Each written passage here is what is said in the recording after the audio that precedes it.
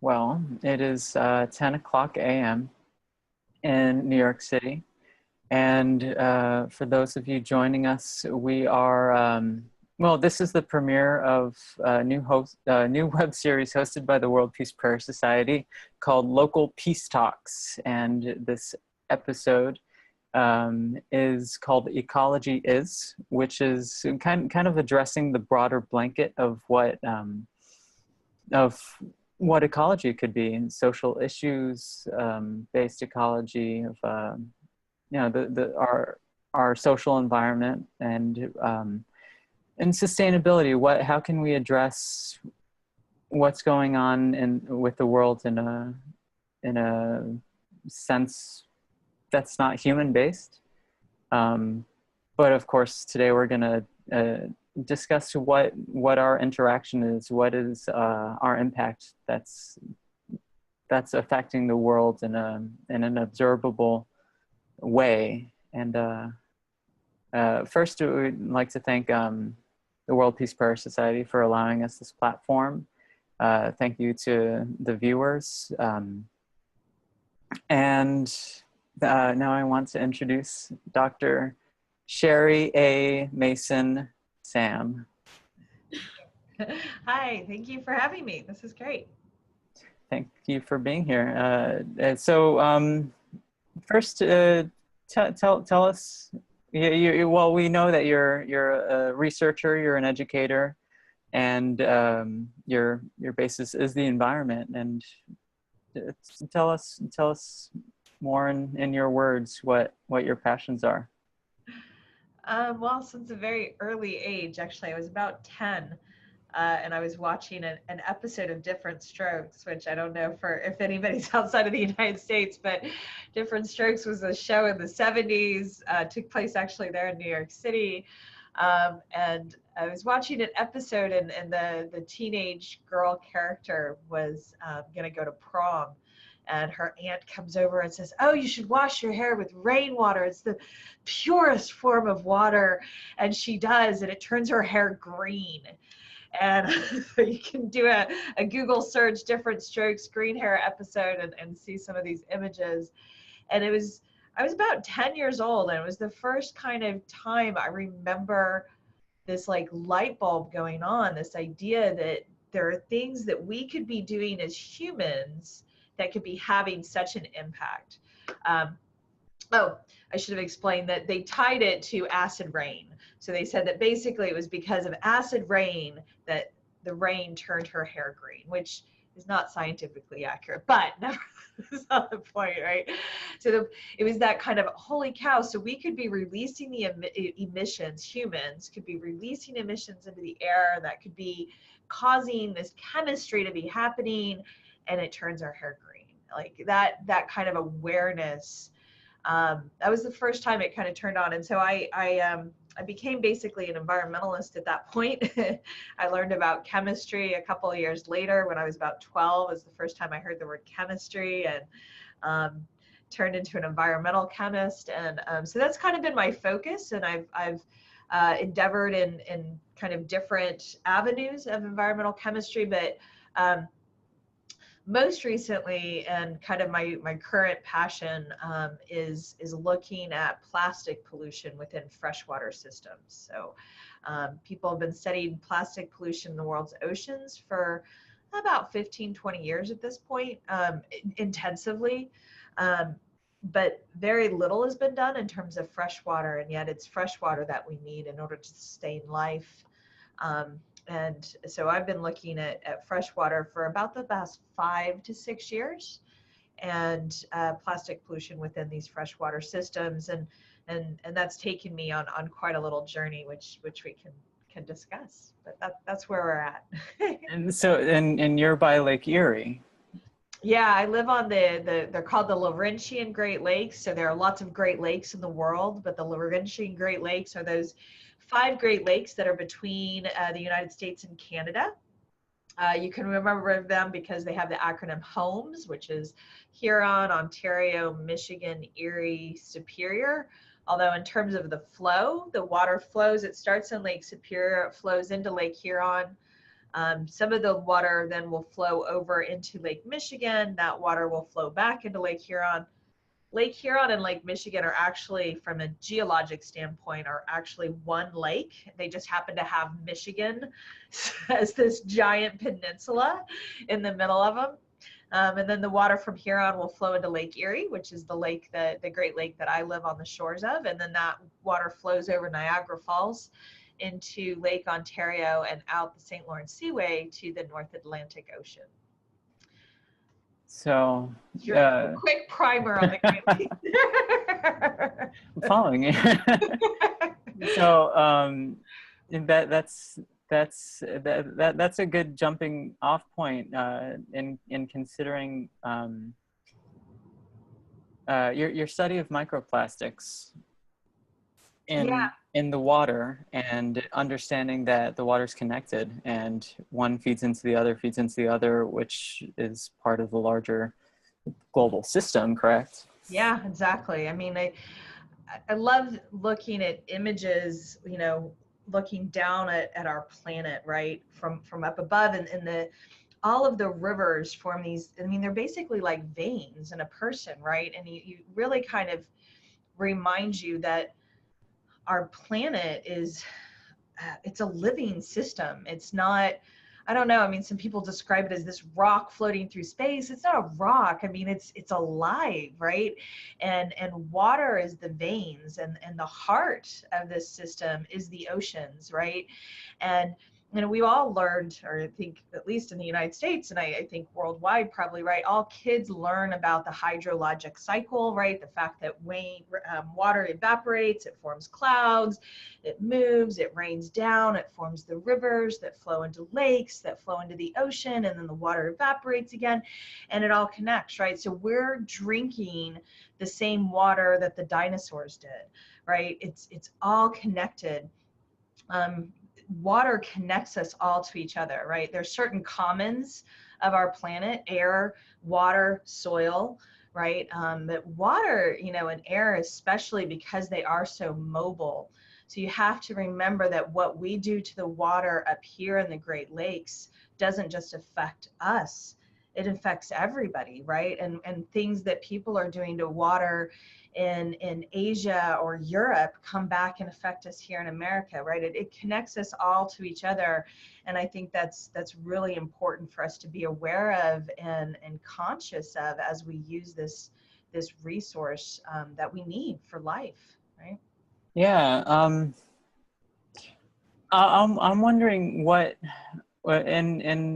in addressing this, just not any issue in particular, but in addressing the fact of connectivity and in the sense of recycling water that's been here forever. What barrier do you feel socially, or if you've experienced barriers, or if you've assumed that there would be barriers in conversation, and maybe somebody just doesn't want to hear that that there is this larger scale other than what they, you know, buy a bottle of water at Duane Reade before they're going off for their morning jog or something. Yeah, well, there's quite a few there, right? I mean, you go from kind of the very local to the, again, my world is, I've traveled, fortunately, quite more recently, quite a bit, and I get to some upcoming international travel coming up in front of me, and I'm very excited and appreciative of those opportunities, but. My experience is very much based on growing up here in the United States. And so if we do have people joining from other places, if my experience are like, oh, that doesn't make sense for me, I just ask you to bear in mind kind of we each live our own reality. But if we go from the local, here in the States, it's amazing to me how well bottled water has become marketed, right? Where people really think that their tap water is not clean. And there are places in the world where I'm very aware of the fact that that is in fact true. People don't have access to clean, potable water. You know, and even in the United States, people bring up Flint, Michigan, but you know, in developed nations, that is not very common, right? Most of us have access to very clean, very well regulated tap water, and then people will choose to buy bottled water instead. And if we took all of the money that is spent on bottled water across the globe, we could have invested that instead in infrastructure. Every person on this planet could have access to clean water. Every person. And that really disturbs me. So the fact that, you know, on a local level, people would choose to buy bottled water as opposed to just, you know, using refillable containers and their tap water bothers me. And then, you know, you can go on a bigger scale. And I think that, you know, for many people, I think that in terms of barriers, I don't think that many people think about the fact that water connects us all to each other. I think that that's lost. You know, and kind of on a more regional level, I think living up here on the Great Lakes represent the largest freshwater ecosystem in the entire planet. 20% of our fresh water in the entire planet is right here in our backyard. And the thing is when something is right in your backyard, you have a tendency to not appreciate it, to not kind of realize, right, how incredible it is, because, well, that's just your backyard. I mean, it rains so much here. We get so much precipitation that we almost get tired of water. And we forget that there are places in the world where people are literally dying for water, you know, for access and, you know, to a resource that to us is so incredibly plentiful. And we forget, you know, and as a consequence of forgetting, we abuse it, right? I mean, for decades, the Great Lakes were used as basically a dumping ground for industrial waste. And, you know, to the point where, right, Dr. Seuss wrote in the original version of the Lorax that things are almost as bad as in Lake Erie, you know. Which caught fire. Which caught fire regularly, you know. Regularly, the tributaries to the Great Lakes would catch on fire. And then that was really the awareness, the wake-up call, right? And so I think that things are changing here regionally, that people do appreciate the Great Lakes a lot more, but we still have that legacy. And that's unfortunate, right? It's very difficult to clean something after it's been damaged, right? It's very hard to repair something that's been broken. And so the better way to do it is to not break it in the first place. Yeah. I think universally, I mean, you know, the respect for water. The respect for water is I don't know if there's something lost in translation or something. What creates the barriers of conversation? Sometimes I don't know if it's ideology based. I don't know if it's where the gaps of ethics emerge from, but I'm wondering what could be a middle ground of somebody that, you know, like the most common pedestrian. How can you? Well, how have you been addressing this to people, that that what we use has an impact on our environment, how a certain percent of what we recycle actually gets placed in the landfill, what contaminates what because of what our consuming habits involve. How can we just create conversation from it?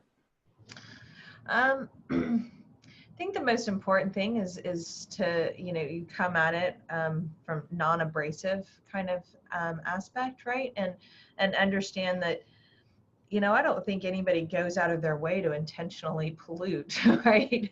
I find plastic everywhere I go, and I think for the most part that isn't intentional.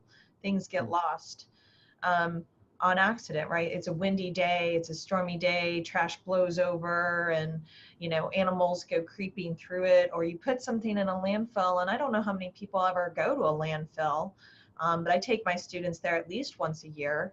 And, if there's like a food in a plastic bag, birds will, and you have to think on a landfill, there's just so many birds gathering, because it's like food, right? And they gather and they're fighting with each other for this food. And so if they find a piece of food, they grab it and they carry it. They fly off with it. So if it's food that's in something that's plastic, they carry it away to where they can be all alone, and then they open it, they pick it apart, they open it, they eat the food, and then the plastic gets transported that way.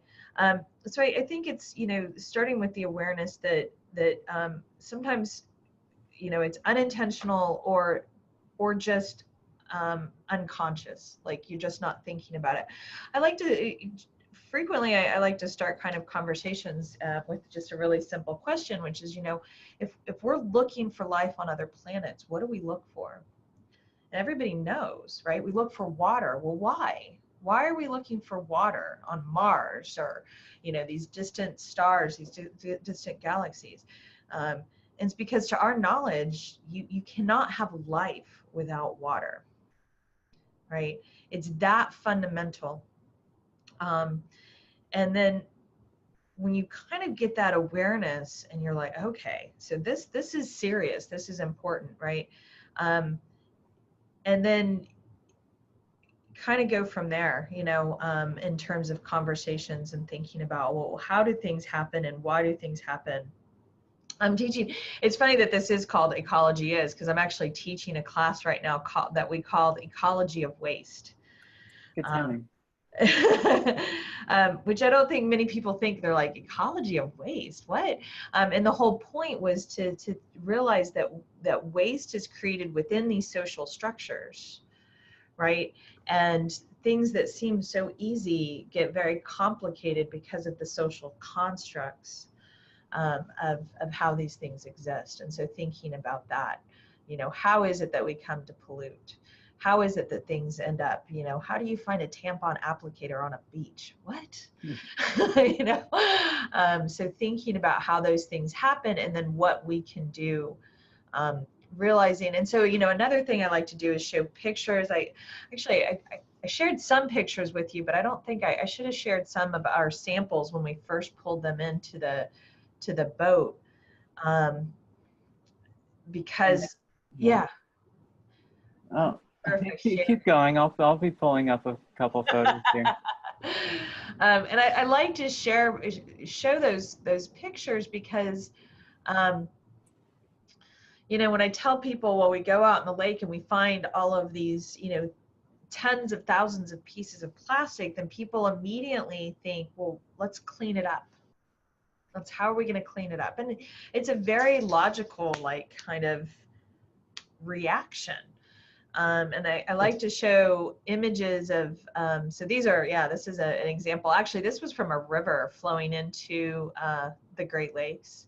And these were all the pieces of plastic broken up into different sizes that we found. And it's kind of shocking, from these, and the vast majority of it tends to be these very small pieces. But what isn't shown here is how much life is associated with all of this plastic, right? So when we go cleaning up, pulling in samples from lakes and tributaries, we don't just get plastic, we get, the images are being blocked by her audio test. I don't know what that means. Sorry, it was a comment that somebody made. Well, maybe the images are not coming through. That's fine. We'll work with it. But there's zooplankton and vascular plants and bugs, and there's just all of this life that comes that's associated with this. So if you really want to clean it up, You can't clean it up in the rivers, and you can't clean it up in the lakes, and you can't clean it up in the oceans. You have to go to the source, and the source of this ultimately is us, right? And that's where you start. And to try and convey this kind of idea, what I've started doing is actually showing an image of an overflowing sink. So I say, okay, imagine you come home today and this is what you find. You walk in and somebody's left the sink on, the kitchen sink, and there's a stopper and the water is just flowing out and it's all over the floor, and it's your cat is being swept away. Right? Drowning, you know, and what are you going to do? What's the first thing you're going to do? And kind of that same gut reaction, right? When I, you know, people will generally, when I tell them about plastic in the lake, they'll say, clean it up. And I say, there's, you know, your sink is on, it's overflowing. What do? They say, turn off the tap. You know, the same, it's like, yes. And that's where we need to act. We have to turn off the tap. You don't start cleaning up until you turn off the flow of water. And it's the same idea with plastic. You don't start cleaning up the plastic that's already in the environment until you turn off the flow of the plastic into the environment, right? And that's where you focus then on the people, because we, you know, every piece of plastic that we find ultimately comes from us.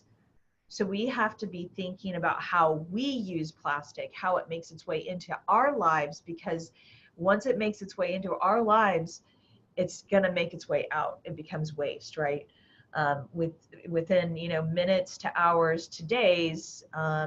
Very rarely does it make it years. You know, most plastic comes into our lives and is used for minutes before it's discarded. And so that's what we need to be thinking about. So my next question is, what are we looking at here?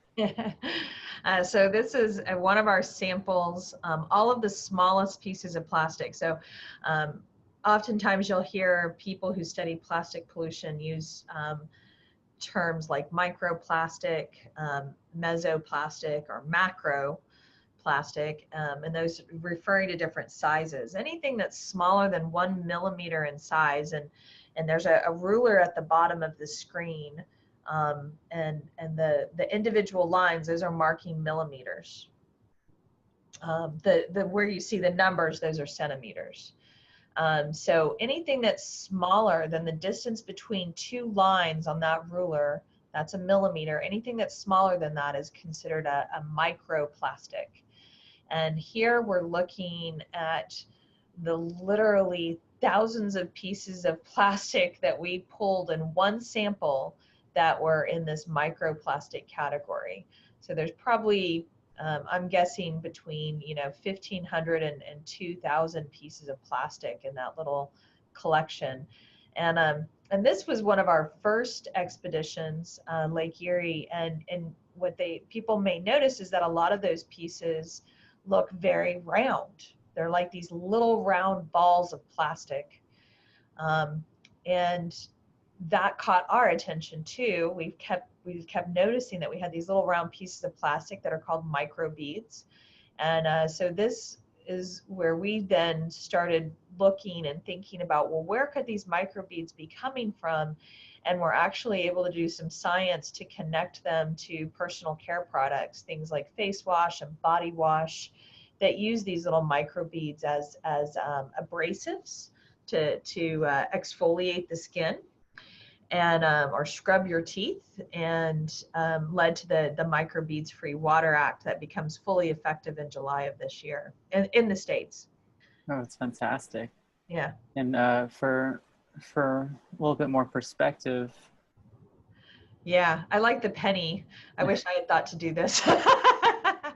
So this is from my collaborators on this study, 5 Gyres Institute.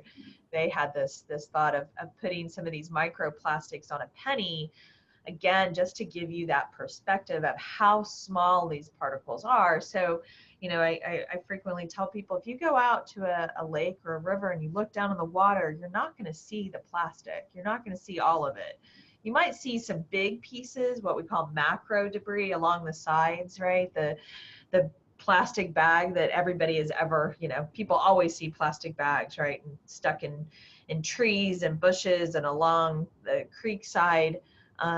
Those are big pieces of plastic, but you won't see all the microplastics. So those big pieces of plastic will ultimately break into smaller and smaller pieces, forming these microplastics. So you got to think a single plastic bag can literally form thousands of microplastic particles. It's just kind of mind-boggling. So, so the penny picture shows, really kind of gives you some of that perspective on how small these pieces are.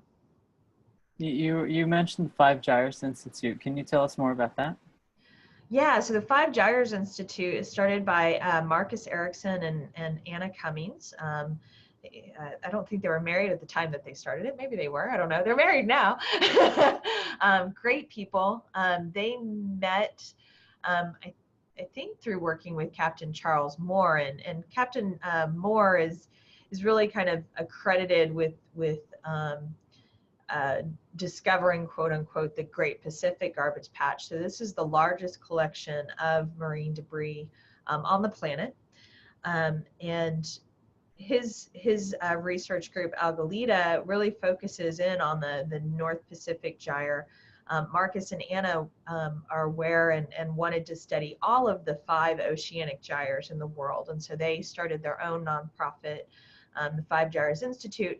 And what's great about them is that they do the science. And Marcus is a PhD like myself, and Anna is a master's in communication. So they do the science, but then they also advocate. They also present it. So they do both of those. And I say that's great because as scientists, frequently we just do the science.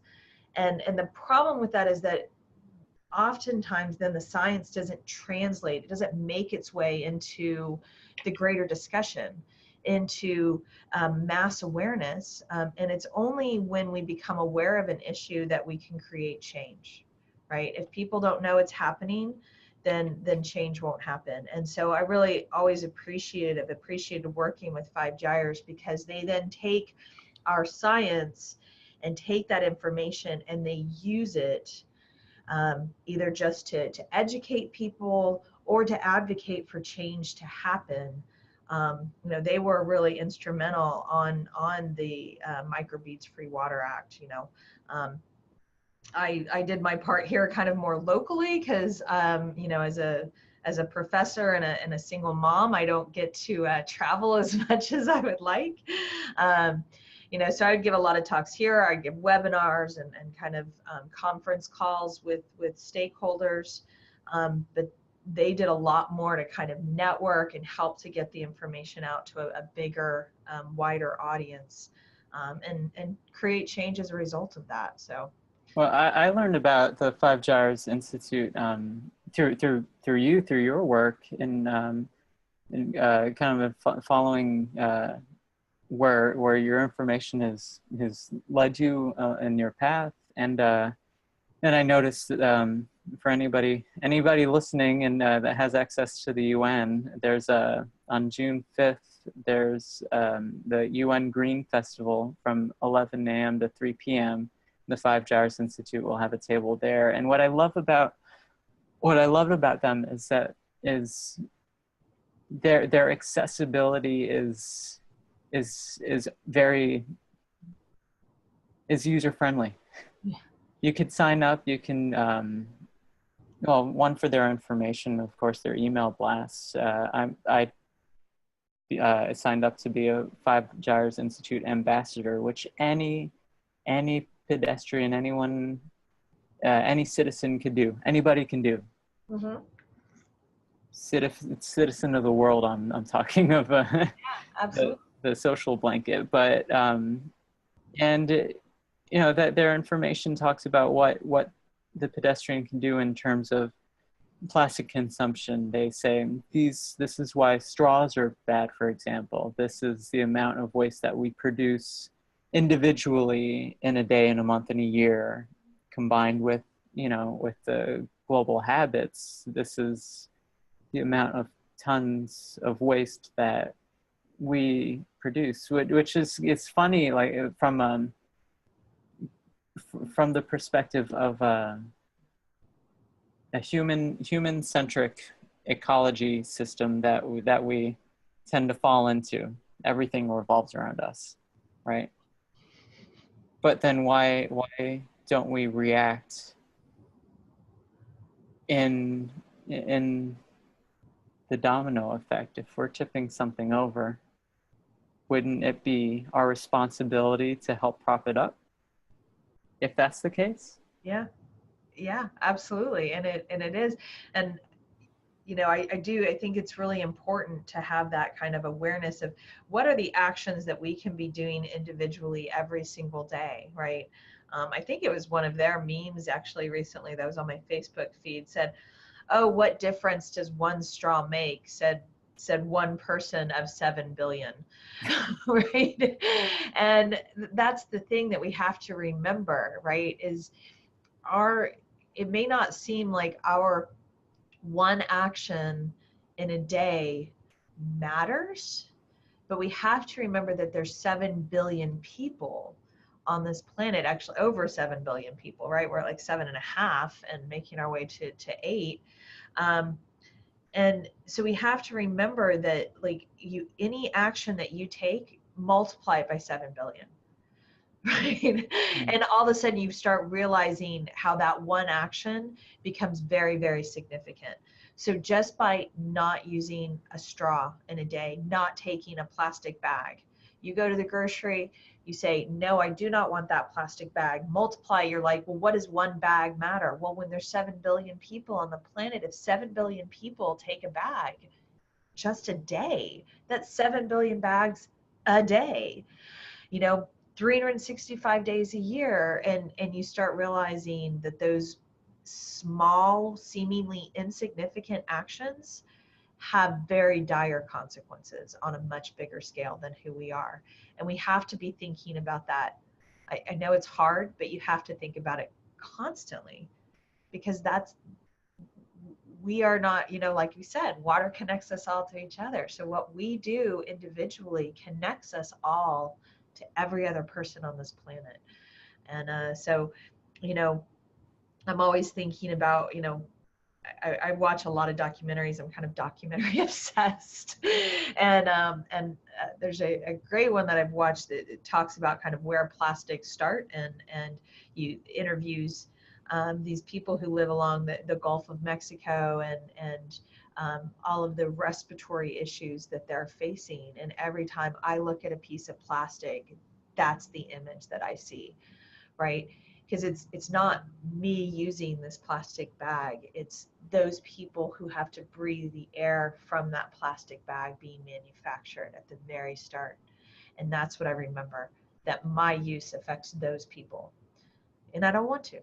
I don't want to. I don't want to the extent that I can, I do not want to adversely affect another organism's ability to live. Hmm. Yeah. I think yeah, it was important what you said earlier about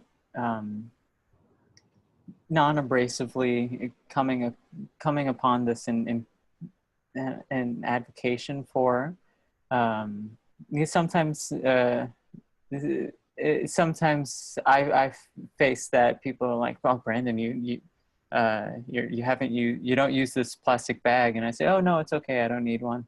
But I think for me personally, it took a moment of practice to say, "Oh no, thank you, I don't need a bag," or to say, or to reflect on somebody saying, "Brandon, don't get a bag, put it in my backpack." But I want a bag. I want my own. I want to carry my own thing. But it was do you think it might be associated with our uncomfortability with our habits, something that we're reflecting on ourselves when it's put in front of us by other people's habits?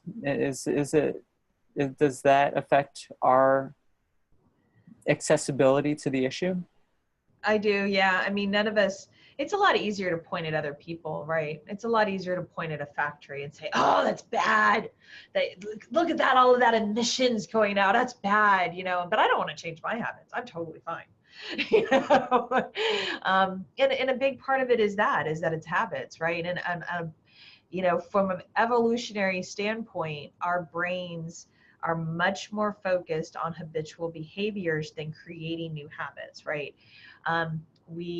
A much bigger portion of our brain is focused on doing the same thing over and over again, breathing, you know, the heartbeat, you know, it's you know, so that you're not wasting energy having to relearn things. So it makes sense from that kind of evolutionary standpoint, but it makes it really hard when you want to create new behaviors. It takes a lot of effort and a lot of conscious thought. And, you know, so even when people have the best intentions, sometimes it just doesn't, it doesn't happen, right? I mean, I was at the grocery the other day, and I use my reusable bags when I go through the grocery store instead of a cart. I just put it in my reusable bag, and then when I get it to the checkout, I check it out and I put them back in the bag. And it's for me, it's one way that I remember to bring my bags when I go to the grocery. So I'm walking through the grocery and I'm putting things in my reusable bags, and I hear this woman as she walks past me, damn it, I forgot my bags. And you know, because we all do that. And so how did I get myself into the habit of remembering my reusable bags, remembering my reusable, you know, watering cans? You know, and a big part of it is just saying, okay, no, I'm not taking a plastic bag ever again. Nope, not going to happen. I'm not going to do it. And so what that meant was that I had some times that I went to the grocery, I forgot my bags, and I carried all of my groceries out to my car, either in my arms or in my cart, and then I would put them all into my car, and people are looking at me like, what's wrong with you? And you know, peer pressure works. You're like all embarrassed. You know, and the next time you go to the grocery, you remember that, and it pushes you, right? Or you're out and about and you're dying of thirst, and you know, I put that in quotes because we tend to use that phrasing, but I think most of us probably don't know what it really means to be that thirsty. And you refuse to buy something that's packaged in plastic, and then the next time you leave, you're like, you know, when I go to the movies, I like to eat popcorn, and when I eat popcorn, I get really thirsty, so I should probably bring some water with me, you know. And you start to change those behaviors because of the inconvenience of not having remembered, and pushing yourself, not allowing yourself to rely upon your past behaviors, right? Not saying, oh, well, it's okay if I buy a bottle of water this time, because you know, so you have to really inconvenience yourself and you know, break some of those you know, synapses in order to create the new behaviors. Well, I found myself practicing carrying a spoon with me. Now I in my bag, I always have a spoon wrapped in a piece of fabric, and at least, you know, this size mason jar for water or for accessibility of anything. You're really surprised. I had this water. I used it as my water cup at my family's get together, and then there was the great Tupperware scare, and I was like, well, I'll just take this apple crumble, no problem. I'll just put it in this jar. There you go. That's awesome. I wanted to shift just a little bit from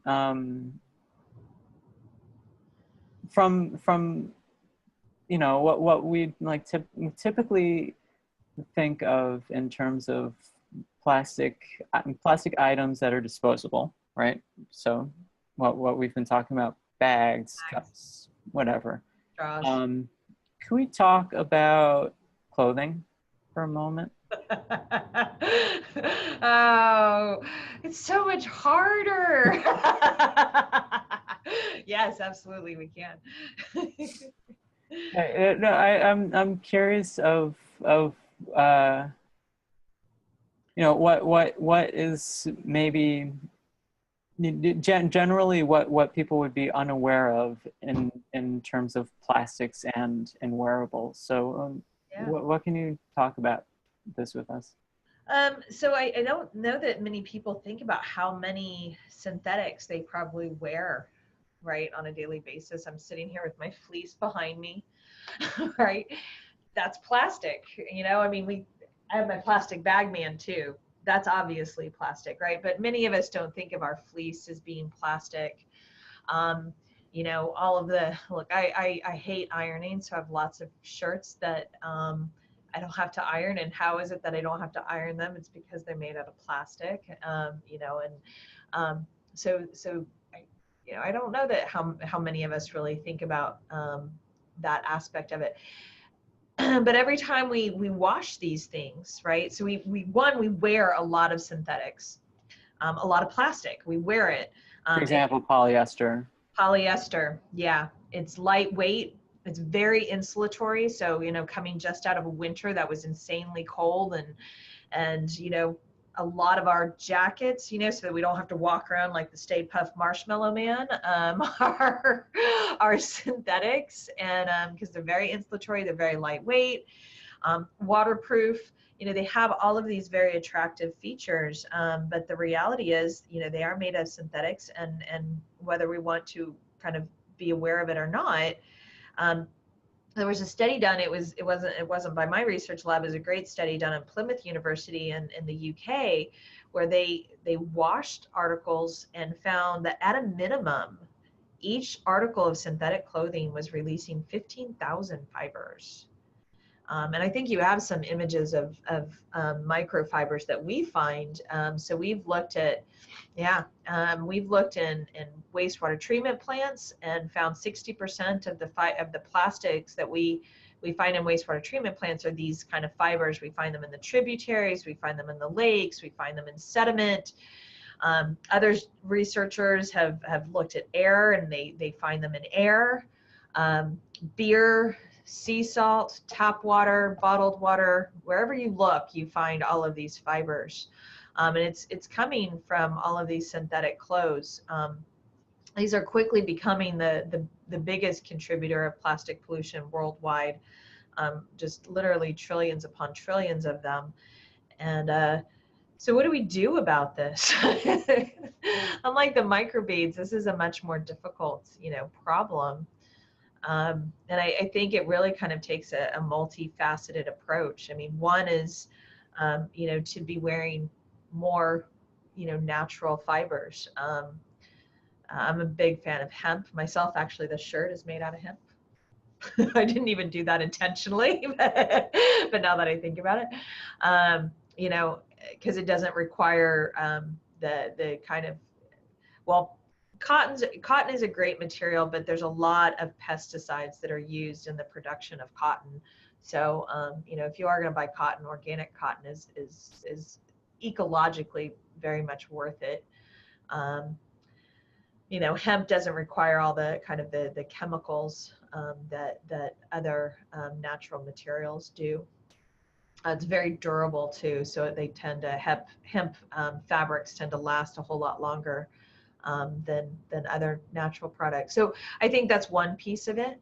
I do, you know, I like to camp, and a lot of camping gear is made out of synthetics. Again, lightweight, very durable.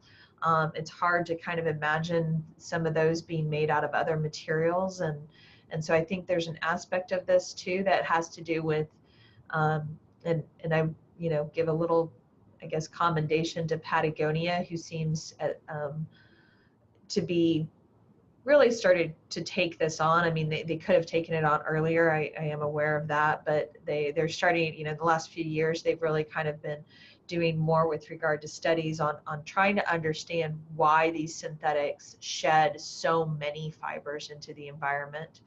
And are there things that they can do with regard to how these materials are manufactured so that they will shed less? There's researchers, I was researcher at Penn State main campus who reached out to me. He's actually developing, it's extracted from it's a natural product. I forget what organism it's extracted from, but it would be a liquid that would be applied to the outside of the fabric to limit the shedding of the material. So it would be applied to your, fleece, so that when you wash your fleece, it doesn't shed so much. I think, quite frankly, we could wash some of our things a lot less than we do. I don't remember the last time I washed my fleece, which maybe for some people is a little gross, but, I wear it from point A to point B. I have clothes on underneath it. It's not like I'm sweating in it or something. And, if I get it really muddy, then I'll wash it. But generally, I think we tend to overwash things. So washing things less is probably another option. And then, at one time, washing machines had filters on them the way that dryers do, right? And so that might be another piece where we could actually apply filtration methods much earlier in the process, rather than trying to filter it out of the river. Let's filter it out of the wastewater where it's much more concentrated, and you probably have a better likelihood. So I think it's a multifaceted approach dealing with clothing. I went off on a very long tangent there. Well, I asked.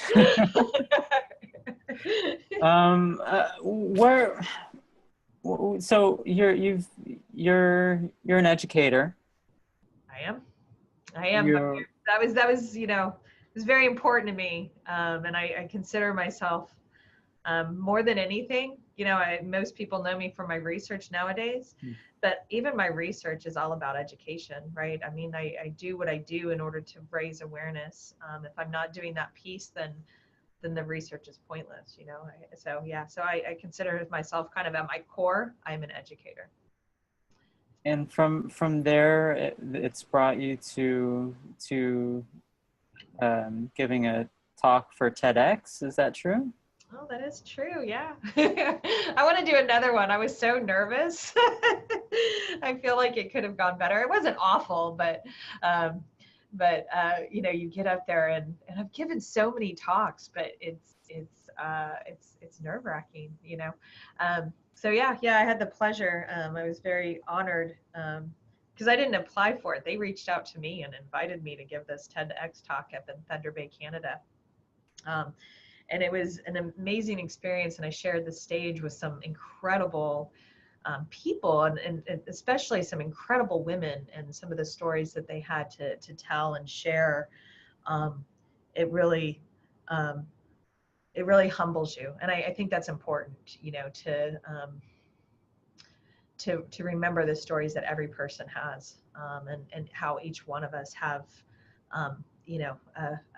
a thread to weave into the fabric of life. So it was quite an honor to be part of that. The stories and just interpersonal communication has really impacted me and my habits. I remember a friend of mine moved to an apartment and she had no like maybe 3 bowls, and maybe there were a dozen of us, and the party theme was bring your own spoon, BYOS. And I said, oh, let me bring some plates, some paper plates.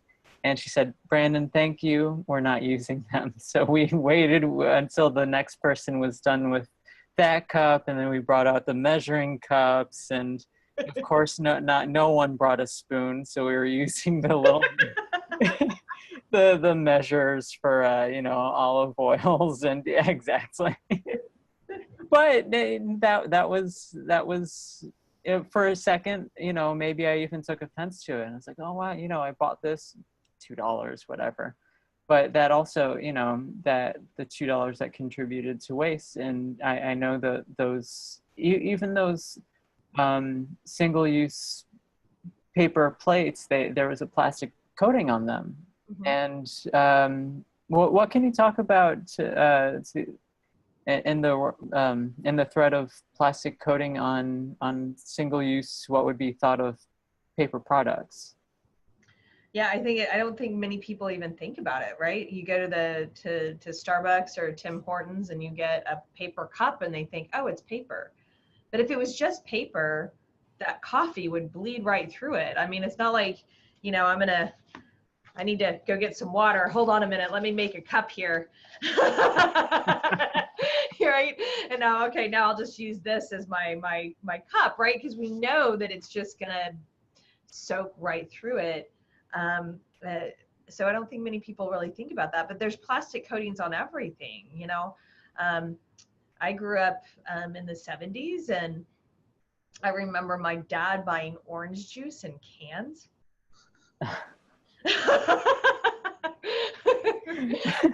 I hope he's not listening. I love you, Dad.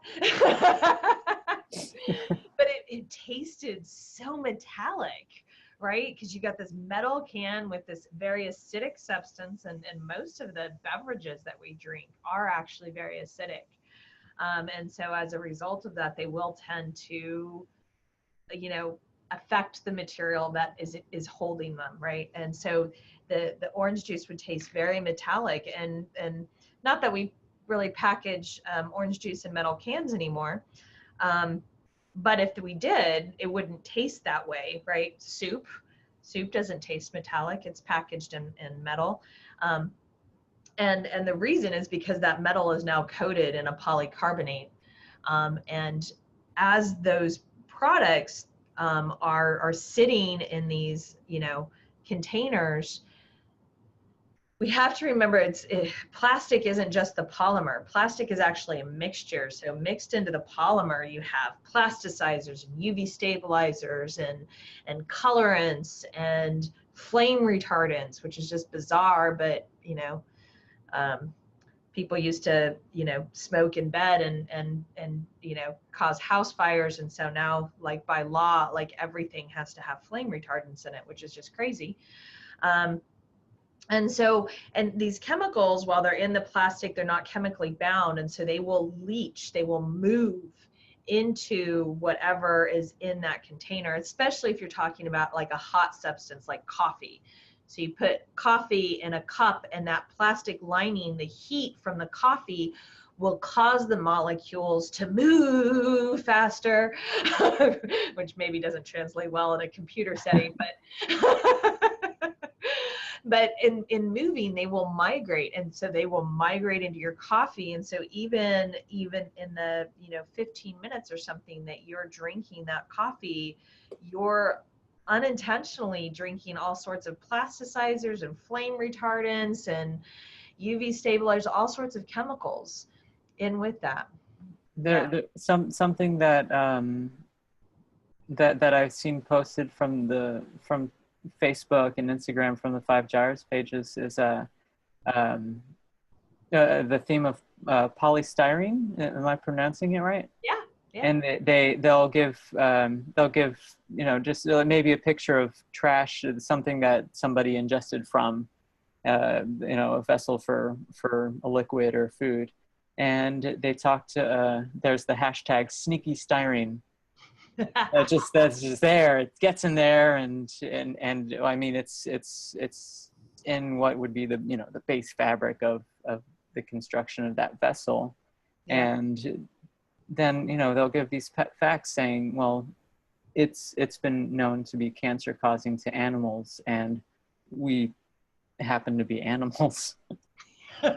Another point that I think is lost on many people when we talk about, you know, these things happening to turtles or whales or, you know, whatever, fish, frogs, and they always think, well, what does that have to do with me?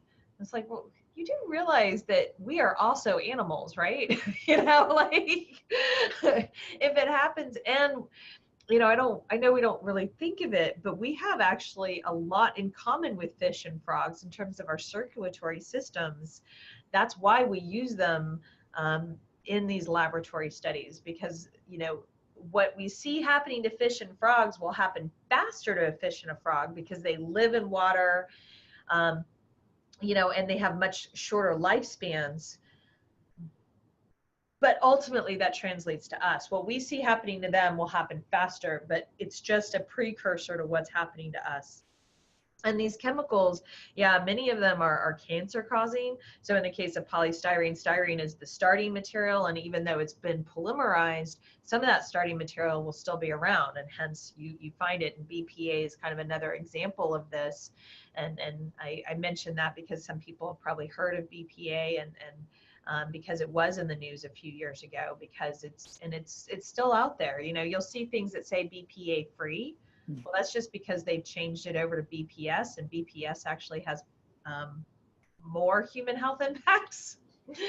But people don't know this, right? They don't know all the chemistry that's associated with these things. So many of them are cancer causing. I'm actually more worried about the fact that many of them are endocrine disruptors. So that means they mimic hormones. And hormones are the chemical messengers of the body. So they translate information, you know, from our CPU, our brain, right? This is what tells our body what to do, but it has to tell my fingers and my toes, right? And how does it translate that information from these extremities all the way up to here? And then how does that information come back down, right? And that's all happening through hormones. And, you know, so when you mess with the hormones, you mess with a whole lot of, you know, stuff. And so you see increases, you know, so we know that there are things happening in the human population, and we can connect this back to these synthetic chemicals in the environment. And one of the mechanisms that these chemicals get into us is through plastics. So things that we're seeing, increases in autism and ADHD, increases in certain types of cancer, breast cancer, prostate cancer, and ovarian cancer specifically, decreases in male sperm count, and increases in girls reaching puberty at an earlier age. And all of these things are connected to these endocrine disrupting chemicals. Yeah, that kind of leaves us all speechless. How do you follow that up? I mean, you know, with and again, going back to the reflection of our habits and what we're comfortable with facing, and is I don't know, kind of a societal mirror, kind of, which of course is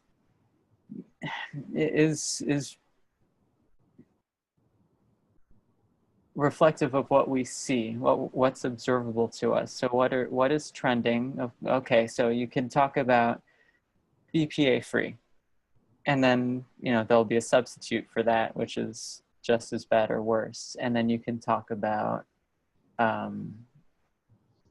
you know, the plastic bag issue is really picking up traction. I see that at Whole Foods there's a 10-cent discount if you don't have if you brought your own bag, and that's fantastic.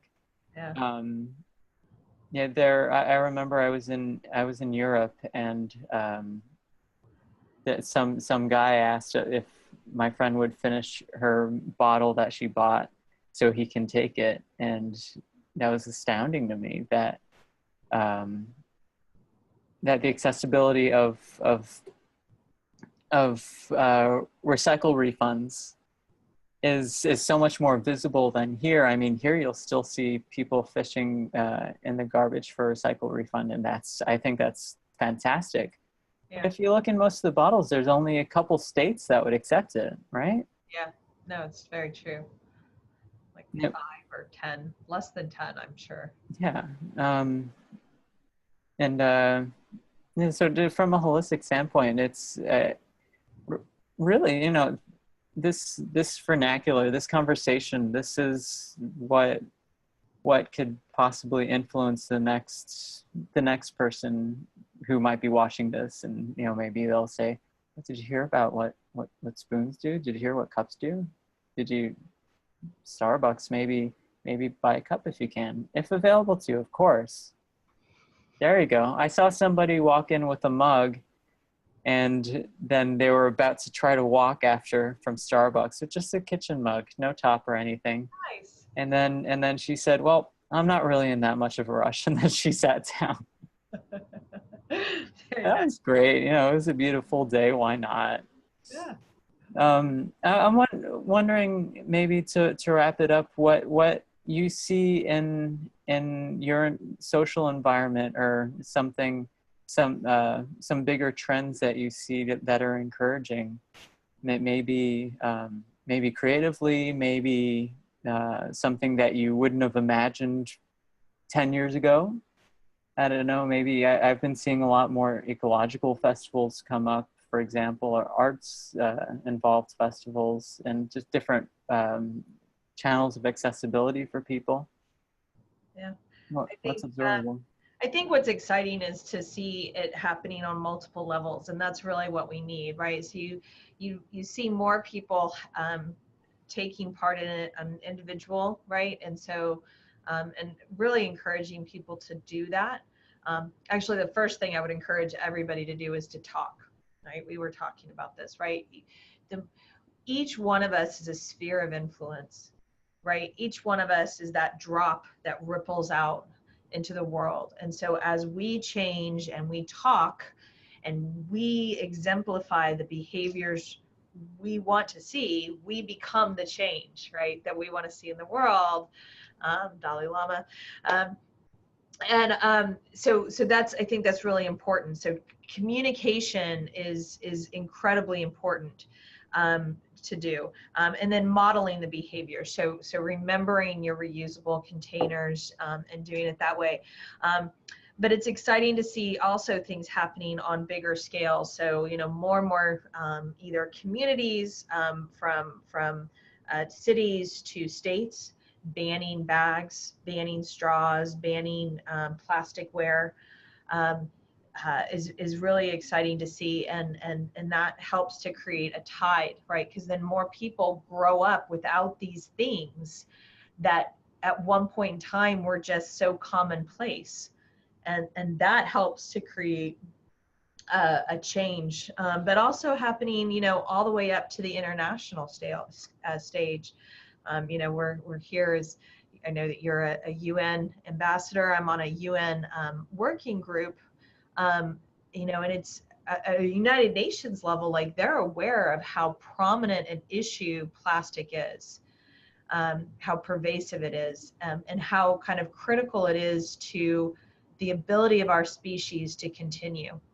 And so there's a lot happening on even that worldwide stage in terms of creating change. And the more we see that happening, then that, the local affects the global and the global affects the local. And you have this relationship where they feed each other. And so that is very exciting to see. And so I hope to see more of that moving forward. I really do.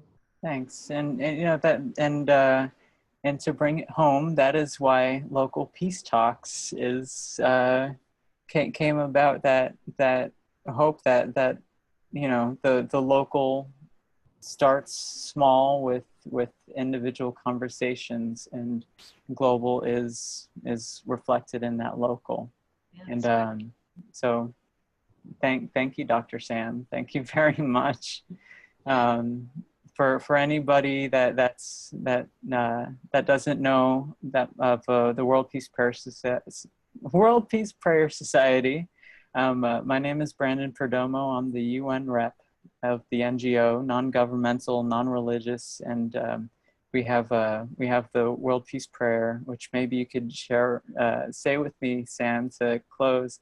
May peace prevail on earth. Make peace prevail on earth. Thank you. Thank you for sharing with us the first episode, Ecology is, and thank you. Keep on inspiring people, and I know that I'll carry this conversation in my habits too. Thank you. Thank you. Bye-bye. Everybody.